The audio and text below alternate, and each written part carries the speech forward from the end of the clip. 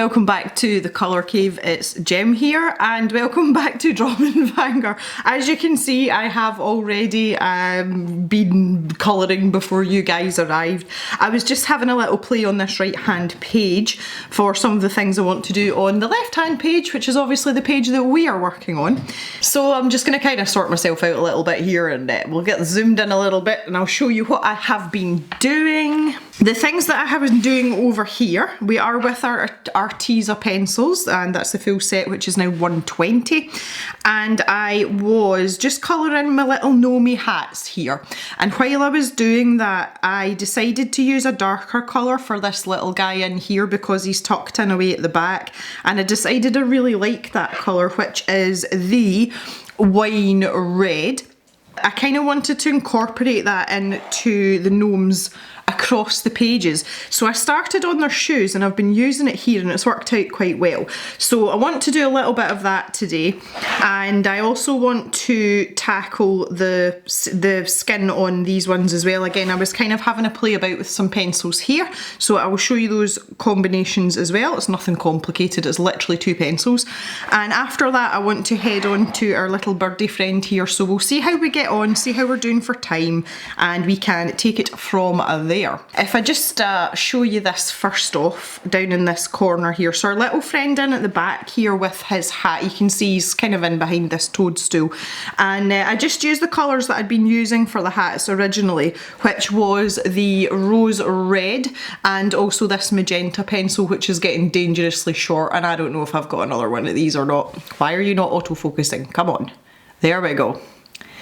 Magenta. And the third pencil that I was just talking about, the wine red, which is A140 for those of you who like the numbers, because I have discovered that some of you do use the numbers. For the skin tones, I wasn't really sure what kind of skin tone I wanted for these little guys, and I kind of just went for a middle of the road sort of job, so they're not dark and they're not light. I would say they're lighter than dark, that's probably a fair assumption. And I've used two pencils for that, and it's quite an odd combination, and that is a ginger and also the earth red as well. So that's actually worked out quite nice and I'm quite pleased with it. So I'm going to continue on with that over this other side, but I've got these little guys to do here, so if you don't mind, I'm going to do them first. I have just started with a layer of the earth red, very light layer, and then a very light layer of the ginger, and then I've gone back in with this earth red to sort of put in the shadows. Now it is quite a small space, so again it's one of those areas where I personally won't take too much time over it, but it's definitely worth adding in a few wee accents here and there just to sort of bring it to life a bit more. So with this face here, I've put down my two light layers, so I'm going back to the earth red now, and just to sort of add in some details. So it's just the obvious places, you know, like inside his ear, under his nose, that kind of thing. So that's where we're at with that. Maybe tuck a little bit in here. So we've got a house guest just now, and this is a friend of ours from when we stayed down in Cambridgeshire, and we haven't seen him for a little while, so he has come up for a visit, and he he didn't tell us that he was bringing a friend with him, and his friend is of the four-legged variety. And she is a 12-week-old Labrador pup, and she has a tiny hint of Staffordshire Bull Terrier in her, which is interesting because my best friend, that is what her dog is too, and our friend that's here just now, his puppy reminds me of my best friend's dog when he was a puppy, so it's really nice. She's not been introduced to Pip yet because Pip is not good with strange dogs, so we're going to do that really gradually over the next few days, and hopefully they will get on. So they've said hello through the gate, and that was enough for the first night, so we'll see how she goes. Righty-ho, so there we go. I can go in with my earth now and just start to put in a little bit of detail here. So the other interesting thing that's happened in the last little while, I am literally filming this the day before, so this is Wednesday when I'm filming this, and I have an incredibly sore head today. Now that's nothing out of the ordinary for me. Some of you know that I do suffer quite badly with migraines, and it's kind of an ongoing thing. But usually my migraines, let's do this little dude next. Usually my migraines are caused by hormones. I get them at certain times of the month. And this is not one of those times. This is a purely self-inflicted headache. And yeah, I had to work late last night in the cave, but doing like my normal job. And Mr. Jem, the wonderful husband that he is, he brought me through. I said to him that I was going to have to work, you know, pretty late. When I said pretty late, I was like maybe 10 o'clock.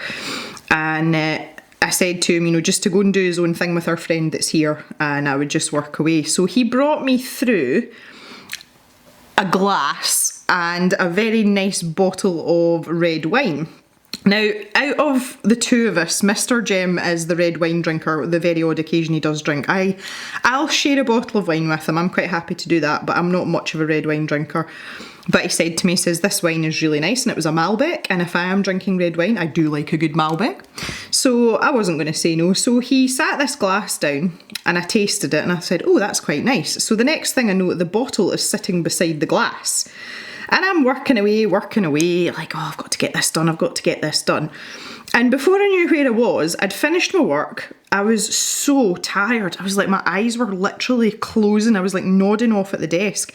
And that's when I turned around and realised it was midnight, and the wine bottle and the wine glass were both empty. So, needless to say, and bearing in mind I get up at like 6:30 in the morning. When I woke up this morning, I was not ready to get up. I really wasn't. So it was a purely self-inflicted sore head, but it was almost accidental. And then me drinking a whole bottle of red wine, that's outrageous. Like, oh my goodness, I never drink that much. So yeah, I've been kind of feeling it today. This is one of those days where I'm really glad I work from home and I don't have to drive to work either. Goodness me. So yeah, that was my escapades last night, but that just shows you how easy it is. And I haven't done that in a long time. I still drink quite frequently, you know, I drink maybe twice, sometimes 3 times a week, but it's only 1 or 2 drinks. It's usually, you know, like a nightcap after we feed our dogs. We feed our dogs at 9 o'clock at night, so sometimes after I've done that, I'll maybe pour myself a wee Jack Daniels and sit and have that before we go to bed, which tends to be just after 10. So yeah, a bottle of red wine is just not good. It's just not good. Okay, so I hope you can see here what I've done with these pencils and how it's turned out. I've tried to do as much as I can in the space that's available, which, as I said, isn't very much. But you can see it just gives a little bit of contour to the face. And that's just going to look quite nice in the grand scheme of things. You know, you've not got really flat colouring. So we'll just shift it over a wee bit more and do this little dude here. So just the same thing again, start with the earth red and just a wee tickle on the paper. A tiny wee tickle. Make sure to get his bottom lip there poking out. I did wonder whether these little gnomes were wearing gloves, but I don't think they are. Their hands don't look as if they are gloved. So I have gone for the flesh tone for that. And now we're on to the ginger. We'll pop a little bit of that down. Say very light, because you end up with a very yellow tone if you lean too heavily with the ginger, and you end up with a very red, like pinky red tone. If that's what you're going for, then obviously that's what you need to do. So I'll pop some of that in there. I want to give him like a kind of like a contour on his nose. Yeah, okay, we'll go with that. And these little hands, I mean, they're pretty tiny, so we'll not lose too much sleep over this either. Maybe just try and put a little bit of something down. There we go, super duper. Right, so the next thing I want to show you is what I've done with the shoes. And this little guy over here is a really good example, because you can see the bottom of his shoe. And this is where I've really used that wine red, because I figured their shoes aren't going to be pristine. You know, they're going to have soles on their shoes, and they're going to be pretty grubby, especially if they're walking about and like all this kind of stuff. I've also noticed as well that this guy's actually standing on his beard, which I find really amusing, because it's one of those ones where you'd like to see what happens next. Oh, don't mock the afflicted, poor gnomes. Yeah, so we're going to do this little guy's shoes as well. So this is going to be more interesting because this one particularly is going to be in shadow. So we're going to use a lot more of this lovely wine red colour. So the process I've been doing for that's quite similar to the hat in that I'm taking my rose red first and just putting that down as a base layer. Again, not really putting any pressure on it, just letting it glide over the paper, you do its thing, and then grabbing the magenta. And I'm using more magenta than rose red. The rose red is literally just the base for these shoes. And then I'm going over the whole thing lightly with the magenta. And then building it up from there, so that's kind of the way of it. So this side's really in shadow. The tip of his shoe may or may not be, but I'm going to assume that it is, and again it's just to make it look a little bit more interesting. So because obviously they're going to have a sole, I've been running this wine red along the bottom, and that's like a medium pressure. I'm putting pressure down on that and then just bringing it up to where I think those shadow areas would be. So for me, I think maybe there, because this would be cast in a shadow, bearing in mind if we remember the light is coming from this direction, so that's going to cast a shadow on this part of his boot at least. And then after that I can take my magenta and I'm just putting that down over the top and blending it in, so it's given a really nice rich colour, which is akin to the hats but it's not exactly the same. And then after that, on the areas where it's catching the light, I'm going back with that rose red and then just blending that in as well. And that wine red colour is actually, you could use that in a lot of places just to really get some shadows in, and it makes the colours really, really rich as well. And I think it would work well with the purples and the blues too, so that might be quite a versatile pencil in the grand scheme of things. So I'm kind of like storing that away in my memory bank for future reference. And this one I think will be in the light. So I'm just going to make this rose red, I'm not going to mess about with that. If we go over here now, I think we've only got one shoe to do here. Can't see his other foot poking out anywhere. No, okay. So it has been very, very wet in Scotland, and I know that is absolutely no surprise whatsoever. But we have had bouts of torrential rain, and I mean like, ooh, torrential rain. Really heavy, and you know, one of those ones where if you stepped outside you think that someone had just poured a bucket of water out above you. Really heavy, but they're only lasting 10-15 minutes at a time. And then the sun's coming out and it's actually quite warm. So that's been the pattern, but it's made it very sticky and close, you know, very muggy. So it's not been the most comfortable, especially when we're outside working. It's just not nice at all. Not nice at all. So yesterday I was sitting in the cave, minding my own business, doing my job, and I could hear this clicking noise, and it was a really steady like click, click, click, click. And I'm thinking to myself, what the devil is that? Like, what is that noise? Because it was very, very quiet. And I've kind of got to know the noises in the house now, and I just thought that was really, really odd. So I thought, right, okay, just ignore it, it'll stop. And it went on, and I thought, I'm going to have to get up and investigate and find out what the devil this is, because it's bugging the living daylights out of me. So I'm starting to walk round the house, and I can hear it click, click, click, and it was getting fainter, and I thought, it's not in the cave, it's definitely not in the cave. And I realised it was coming from the sunroom. And I went into the sunroom, and there was a puddle the size of a football of water on my nice new floor that's not been down long. And I was like, oh no. And I looked up, so our sunroom roof is leaking, and that was after me saying that we managed to get wind and watertight before, you know, before we did anything else and before the lockdown started. I clearly lied, because we are not wind and watertight. So I now have a bucket in the floor in the middle of the sunroom, and Pip keeps sticking her head in it and drinking the rainwater. So we're hoping to get a roofer out tomorrow and find out what's going on. It's something else to fix. Dagnammit. Okay, so let's have a little zoom out. There we go. Okay, that's looking pretty good, and you can see what I mean by these red tones. I've used a little bit of that wine red in here. This was the one, you know, where it obviously is kind of like in the doorway. So I really like how rich that has turned out. And I think it's quite a good addition to the picture.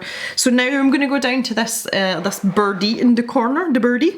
He looks like a handsome chap or chapette, whichever takes your fancy. One of the things I noticed about this set of, oh goodness me, this set of Arteza pencils is that when they expanded the set, there seems to be quite a large selection of blue pencils in it. If I just open this up, which side are they on? This side. There's a lot of blues and purples when you see them all lined up like that. You know, there are a lot of them. So I thought we would use these colours to do our bird, because we do have a fair bit of blue in the picture. And I just thought that would be nice to sort of tie it all in, but go more of a bluey purpley rather than like a greeny blue like we've used for the toadstools. And I thought that it would pop out quite nicely against the green and yellow that's behind it with the toadstool and the background. So that is my logic for that. He is quite a complicated chappie in terms of he seems to have a lot of pattern on him, and what I can't unsee now, and it's annoying me, is that if you look at his breast, it reminds me of a strawberry, like the outside of a strawberry, and I can't get away from that now. But I don't want to make it red because I want these hats to really pop out along with this flag against, because this is a busy picture, but I can't unsee it now. So I'm hoping someone out there that's watching has this book and hasn't coloured this page and will do a strawberry breasted bird for me so that I can live vicariously through them. If you're going to be that person, let me know in the comments, because that would make me absolutely so happy. Right, so we're going to pick out some blues, and to do that I have got my swatch book here, and I know some of you quite enjoy watching this process and it's helpful to you to see how I make my decisions, so that's why I'm going to do it. So here we have the blues and going into the sort of bluey purples, so that's kind of like, if I cut it off maybe there, that's the kind of range that I'm looking at. So this line and part of this line as well.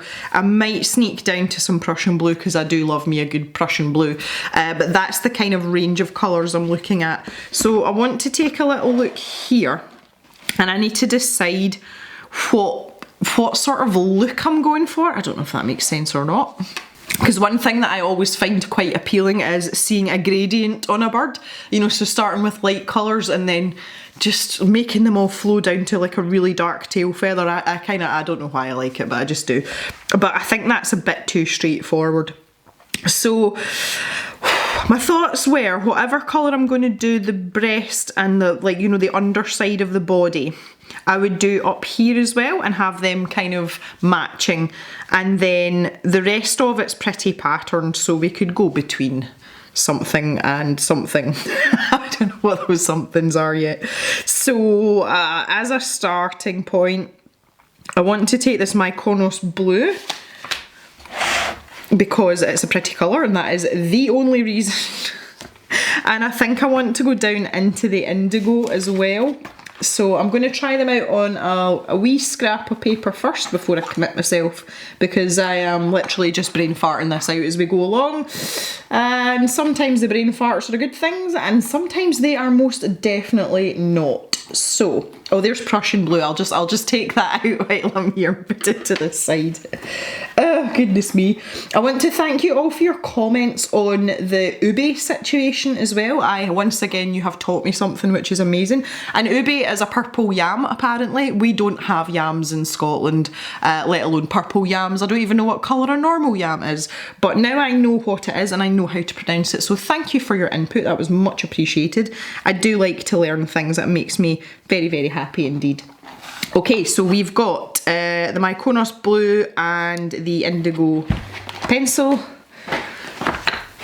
and let's just, I can't organise myself today. I don't know what's wrong. Like normally I'm all sorted out and I just feel a bit, I don't know, discombobulated today. Maybe it's my headache. Okay, so I've got this little scrap of paper here and I just want to see how these are going to blend together. I really like this colour of blue, it's nice. It's not quite as abrasive, that's the wrong word. It's not quite as, oh, I don't know. It's not quite a phthalo blue, which I find can look quite unnatural sometimes depending on how you use it. It's just a little bit darker than that. It's got a little bit less kind of like turquoisiness to it. But there you go. So they're going to blend together quite nicely. Oh, this is actually quite good. Okay. Let's see if we can get this quite deep though. This is just copier paper, it's not anything special. I keep my scraps of paper. It's normally from posting out packages and things. There, you know, there's bits that you've got to cut out round about the labels and stuff, and I just keep them for things like this. I'm not wasting paper. Yeah, I think as a pairing anyway, I think that's quite nice. But I've maybe just take it one step further and grab a lighter blue than that, but maybe not into a greeny colour. So realistically, here's the Mykonos blue here. I'm going to have to go into like the sky blue, I think. You know, so that there's enough of a difference. I always say there's enough steps in between the colours, and that's just that. What I mean by that is the degree of shades between one and another, because if you get two that are too close together and you try and blend them, they're not going to look, you know, they look too similar to provide any sort of addition to your actual picture. So let's just see what that's. Yeah, I think this is too blue. Okay. I might go down to peacock.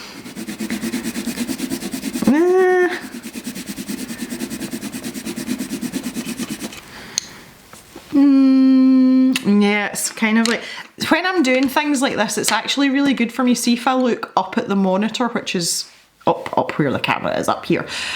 Sometimes that helps me when I see it on the monitor to decide whether or not it looks right, and when I've looked up just now, that sticks out like a sore thumb to me. They do blend together okay, but it's actually too blue. My God, it's too blue. So I'm going to try with the peacock blue instead and see what that looks like.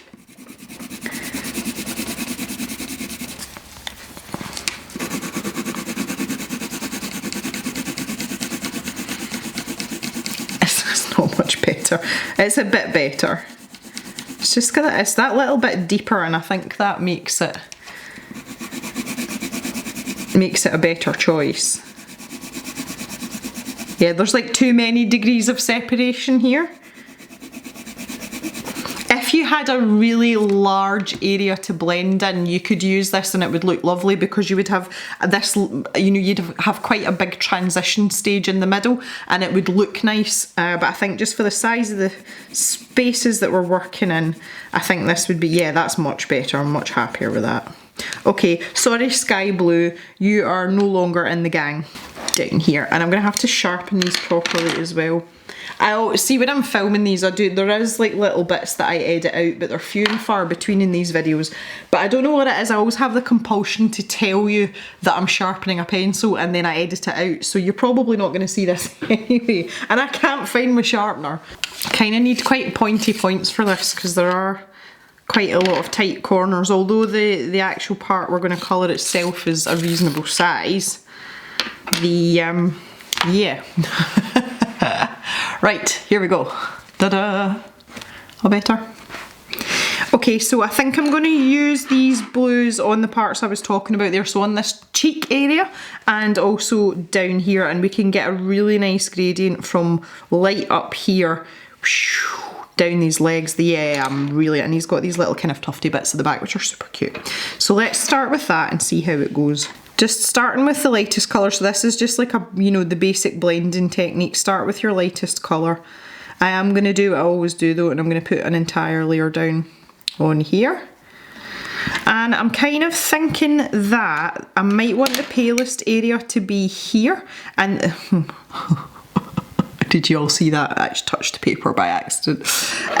Just to make it look a little bit more rounded, you know, as if he's got like maybe a slightly puffy cheek.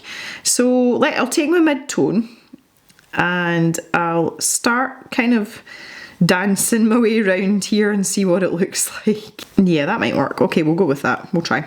Okay, and then we would have the indigo in the darkest spots, so around his beak perhaps.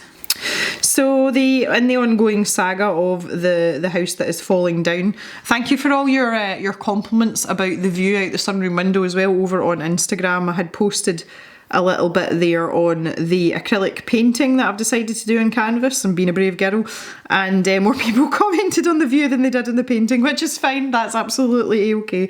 But yeah, so thank you for your compliments. It's a shame the garden is an absolute disaster, but as we know, this house is very much a work in progress, and it is going to be that way for some time, especially now that we've got a leaky sunroom. But our little bathroom that I've been talking about throughout, it is nearly finished. Mr. Jem will be finishing it this evening, which I am super excited about. So tomorrow I'm going to give it a really good clean, and that is it. It will be done, and we can move on to the next room, which I am not excited about at all. It is my utility room, and that will be eventually where the dogs sleep at night. It needs a lot of work as well. We're kind of halfway there with that, though. We have had, because we had to knock down a few walls and things in there and replaster them, so that's been done. So Mr. Jem has asked expressly to, and very politely, to not have to tile the utility room. So I wouldn't put that pressure on him. It is going to be super expensive, just because it's a really big area. But if something goes wrong, then you know, we've got someone who can pin the blame on. It's not us. Oh, so I'm hoping that he will come out soon. Our COVID restrictions are lifting slightly in Scotland. We've been a little bit later than down in England. So we are still technically no further forward, but we are supposed to have things beginning to open up in the next couple of weeks. And in the light of all this, there are a few towns in England who are back in lockdown because they've had a surge in infection rates again, which is awful. So we are proceeding with extreme caution, but we are hoping that we will be able to have some tradesmen that are willing to come out, especially with that particular room.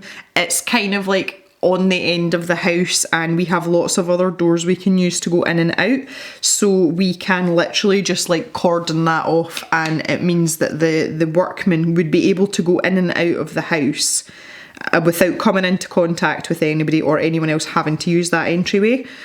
So I'm hoping with that in mind as well that they will be happy to come out. And we disinfect the door handles a lot as well. We do that a lot in our house, just in case someone does have to come in just now. But there's very few people coming in and out. I'm just trying to darken down around this outside now. I don't feel that that's obvious enough. Yes, so there is a reason for our friend being up with us. He is hopefully it's not a done deal yet, but we're hoping he's going to come and work for us. He worked with Mr. Jem down in Cambridgeshire. That's how we know him, and obviously became very good friends, and we've kept in touch, and we haven't been in the southeast of England since 2015. Yeah, 2015. So, you know, we've kept in touch all that time, and he is looking for a change of scenery. So we will see, but he's here for a few days to relax for a little while, but also to have a look round and do a little bit of work with Mr. Jem and the other boys and see if it's something that he might like doing it, because it will be a big change for him, be very different from the work that he does just now. He is mainly a tractor operative, and the difference between a tractor operative and a tractor driver is that an operative is able to maintain and repair farm machinery that you attach to your tractors, you know, to a fairly good degree without the need to call out a mechanic, and that is what he does. He drives tractors all the time, and his knowledge is pretty good, and he's also a very clean and tidy person, and he gets very protective of his tractors. If someone else uses his tractors and leaves it in a mess, he is not a happy camper, and that's the kind of person that we want here. So yeah, we'll see how it goes, but it's one of those situations where, you know, we've had to sort of set out the intention from the start, and if he doesn't want to take the job, no one's going to be offended, no one's going to be upset, but we wanted to give him the opportunity to say no before we started, you know, advertising for that particular position, because we are trying to, I was going to say split the boys up, I can't say that, but we would rather have someone to focus on the animals and someone to focus on the machinery and the tractor work side of things, to sort of specialise a little bit.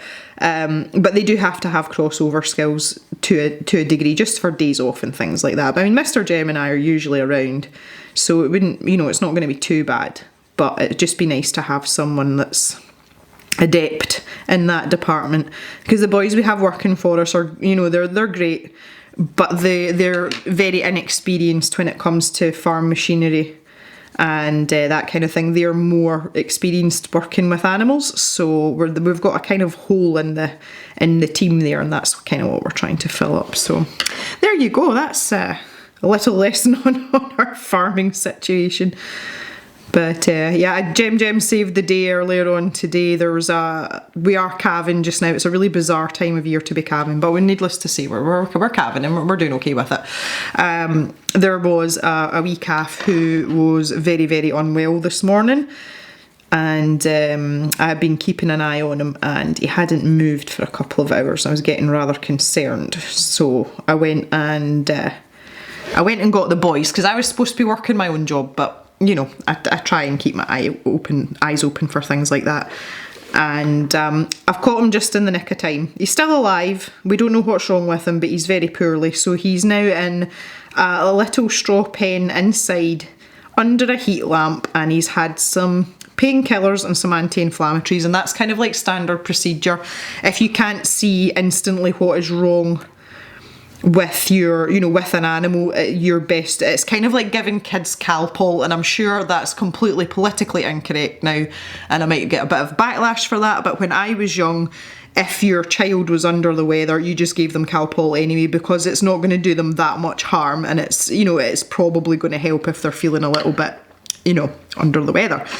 So yeah, that's the stage that we're at. So I'm going to go out and check on him later on. He is in the safe hands of the boys now. Mum's not looking for him, which is the thing that concerns me most. She's not. Normally, if you take a relatively fresh calf, I mean, he was born yesterday, so he is like brand new. Normally, if you took the calf away from a cow, they would be going absolutely spare. You know, like, because you've taken their baby basically, and she's not bothered. So I'm wondering whether she's rejected it and he's maybe not been able to go in and suckle, and that's a problem, because the most important thing for a calf when it is newborn is to get up and suck as soon as possible, because the first milk that the cow produces is colostrum, and it is very, very nutrient rich. So the first sort of 48 hours, it's like a nutrient boost for the baby, and the body does it automatically. So if that calf has not had any colostrum, then that would maybe explain why he's very weak and under the weather. So I have a sneaking suspicion that that's what's happened, but there's not a peep out her, and she is in the field right next to our house. And again, that's been done deliberately so that I've got an extra pair of eyes on them if the boys are having to go and they've got other jobs to do. At least I can keep an eye on them during the day. So that is my suspicion, but we'll see how he goes and see if he's going to be all right. But I don't know if Mum's going to take him back now, so we'll have to deal with that also. Never a dull moment, everybody. Never a dull moment. And he's such a sweet little thing as well. He's only a little diddler. Okay, this is actually working out really nice. I'm quite enjoying this blend. I think I've made the right decision starting that gradient again on the leg area, because it just helps to separate those out. I need to come down these tail feathers now. I think I want these tail feathers to be dark though. The front ones here, there's this little tuft here. I'll make them reasonably light. but when I get to these two curvy ones at the back, I'll make them darker, I think. I'm really enjoying this combination actually. It's kind of pretty. Yeah, let's pop that in there. When I've been doing this whole section, while I've been yabbering away, I have just been using like a medium pressure all the way through. Again, if that's something that some of you are struggling with or whatever. So not pressing really hard, but not tickling the paper either. Somewhere in between. Today's video was actually supposed to be the upgrade battle. That was my intention when I first sat down and, you know, got kind of ready for filming. And over the last few days I've been working out a few ideas in my sketchbook, and I don't like any of them, and I'm just not comfortable with any particular one of the ideas of the things that I've tried. So rather than put out a video with substandard art. Now, to be fair, if any of you haven't seen the Upgrade unboxing, I will link it as usual in the description and the end card. But it's a set of colour changing fine liners, and I was at a loss with them. I've had them before, and I was at a loss with them last time, and this time is no different. It's just, I just don't know what to do with them. They're not my thing at all. They're really, really not. And I just can't figure out what's a good idea. And everything I think of when I envision it as a finished picture, it's not very good. So yeah, so I'm going to give myself another couple of days to ruminate on that. So that will be Sunday's video instead. Goodness me. But it just happens sometimes, and I've got lots of great ideas, and if it was in any other medium, I would execute them quite happily and reasonably confidently, but just because it's these blinking pens again, I'm just like, oh no, I don't want to do this. I can't do that. That's gonna look rubbish. So yeah, I'm kind of fighting with myself a wee bit there, but what can you do? I have to say I've enjoyed being challenged properly the last couple of boxes that I've had, you know, with Scrawler Box and Upgrade. It's pushed me a wee bit, and it's actually been quite nice to have that, but the fine liner thing is a stretch. It's not even challenging, it's just annoying. So I think if I can get a concept that I would be comfortable at least trying in the fine liners, I think it would be more enjoyable to film as a video as well. And that's obviously much more preferable than like just slogging through something for the sake of it, because that never makes for high quality content. It really doesn't. And you're not, and I understand, like, you're not going to be enthusiastic all the time. I'm enthusiastic most of the time, but that's just kind of my personality, like that's my nature. But even I have off days, and I find it really difficult to get excited about these fine liners because I've used them before. And the last video I did with them, I literally hated every minute of it. There was no enjoyment in it for me whatsoever. I was just like, just get through this. just put something on the paper and get through it. So I really want it to be a different experience this time, and I'm trying really hard to make it more positive. I may be flogging a dead horse. That remains to be seen. So yeah, you'll have the pleasure of that one on Sunday come hell or high water. So apologies in advance if it goes horribly wrong. Ah, goodness me. Ah, dear. Oh. Hey, at least I'm honest, come on. You've got to give me credit for that, if nothing else. There's nothing worse though, I find, when you, not so much with art YouTubers, I would say we're not terribly guilty of it, but you do watch videos sometimes of people who are like, it's very clear that it's a fake enthusiasm and it's a bit over the top. And I actually find those kind of videos really tiring. Like, I find them wearing, and I'm like, oh, this person can't get any more excited. I kind of find that difficult to deal with when you know that they're not really into it, and you're like, oh, why are you bothering? Okay, if we look at our little birdie now, I think we would maybe incorporate a little bit more of this blue in, but I want to pick out a set of more purple shades now, and I can decide where I'm placing things after that. So I think that probably I like the idea of the ube. So we could go ube and royal purple. And I might even pull in this wine red again just for fun. Again, I'm just gonna jump to this little scrap of paper here and test this out a wee bit before I jump into anything. Ruby is quite a delicate colour. It's quite a pale shade as well, but I like it. I like it a lot. And we've got our royal purple here.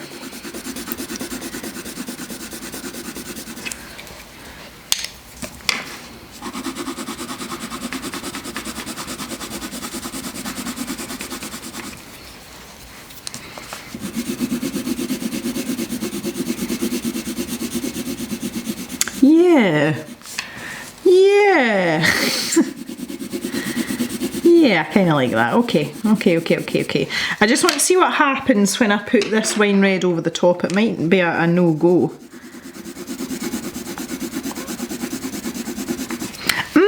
I think we could maybe utilise that. Obviously, we'll be a bit more careful when I'm actually using it in the colouring book. Yeah, do you know what? I think we'll get away with that. Yep, okay. This is clearly going to be a purplier part. It's like yellow-ater. Purplier. So we'll just whack down the UB. Let's go for it. Let's do it. We're doing it. And we can decide from there. I think once I've got this head area done, it'll be much better to judge what's going to go where. I might even pop a wee bit of like a really golden yellow in just for a little accent. Maybe these flecks down here. We shall see. Okay, I need to sort my royal purple out. Get some of that under here. Ooh yeah. I maybe keep it underneath this part here. Keep it dark under there. This feels kind of funny over the top of the ube. It feels as if it's... what's the word I'm looking for? It feels as if it's like skating over the top of it. You know, almost as if I'd burnished the paper with the ube, which obviously I haven't. I've only put a tiny little layer down. That's strange. It could actually be just a little bit of the oils from my hand, because I have been going back and forth quite a lot with nothing under my hand. So it may be that, which is fine. I should really have something under my hand, but I've just not bothered today for some reason. I kind of want like almost like a little bit of texture here, so I might just add in a couple of lines with this royal purple. Again, just to make it a little bit more interesting. Why not?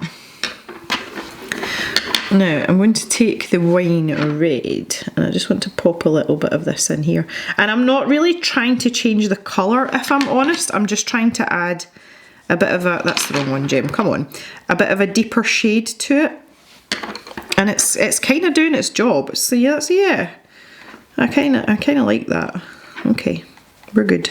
It's more like it's sometimes the way I would use a Payne's grey pencil with blues, you know, for a shadow. It's that kind of idea. That's kind of where I'm going with it. So let's build this up a little bit here. So this is just the ube. Ube. I kind of want to make it into a song. I don't know why. And again, I think I might just have where Tomislav has left these little lines and take advantage of them. Maybe make this purple as well. Yeah. This is such a delicate shade. I love it. Look at that. That's lovely. And that's actually quite a welcome contrast between the blue as well, because this blue is really vibrant. I'll maybe start introducing this royal purple here, just again where those little lines are, and just sort of feather that out. Feather. Get it, feather. Oh, I'm sorry, you guys, I'm sorry. Oh no.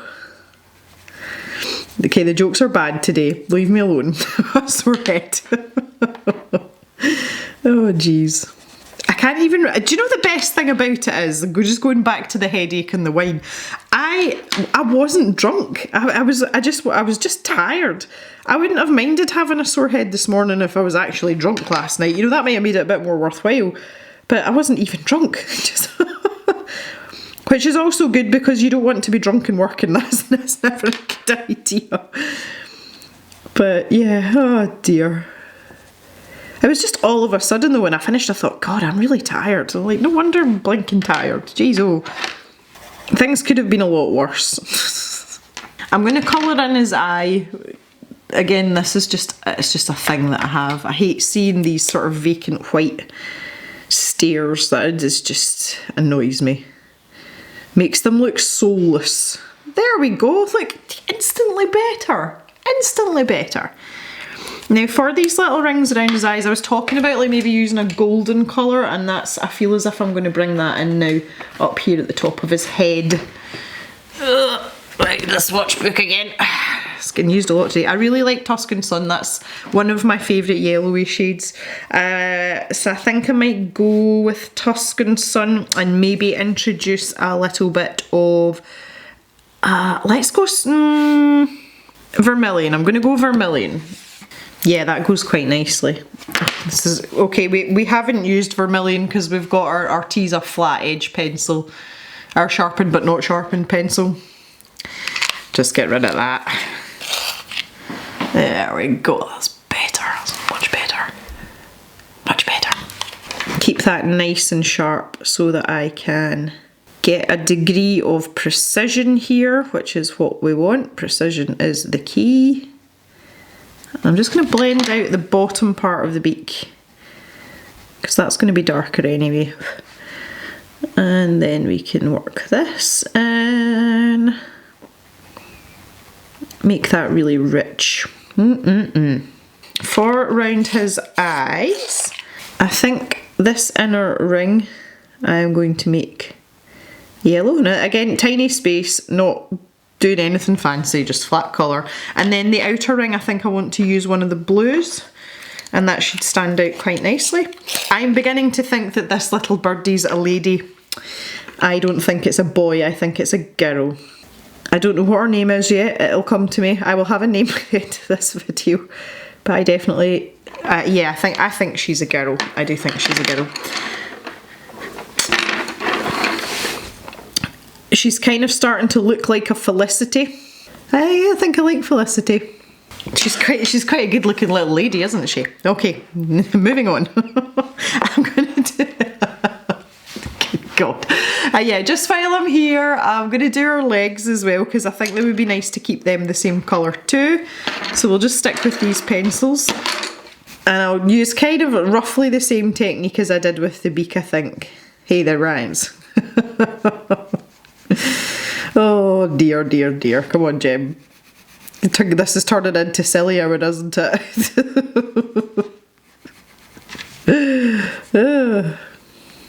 That's me not had anything to drink. So I'll pop in a little bit of the vermilion up here first of all. We'll just add that in there. Alright. Then try and blend that out. Man, this is a skinny, skinny space. There we go. Beautiful. And then this is more just about accenting the toes rather than anything fancy. So no real technical know-how here. I'm just splodging down a little bit of this vermilion at a few points along these toes, just lightly, maybe some on this back one as well. And then I am going to just blend that out in various spots. I kind of want some of the paler yellow as well, so I'm not going to colour like all over the entire foot. Again, it's such a tiny space, like what you do, only so much you can do. And then we've got these little, there's these little patches in here. I think we'll do them. And maybe just a tiny bit of vermilion in there. Tiny bit of vermilion. Oh, Jock's having a scratch. You alright back there? Are you okay? He's whacking his tail up.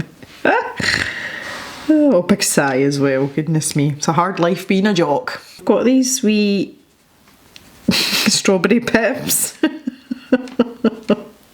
It's not a strawberry, stop it. Make it a strawberry if I want. It's a rather attractive blue strawberry now. And again, I might just, can't leave this vermilion alone. It goes down really well over the top of the Tuscan Sun as well. I think that's half the problem.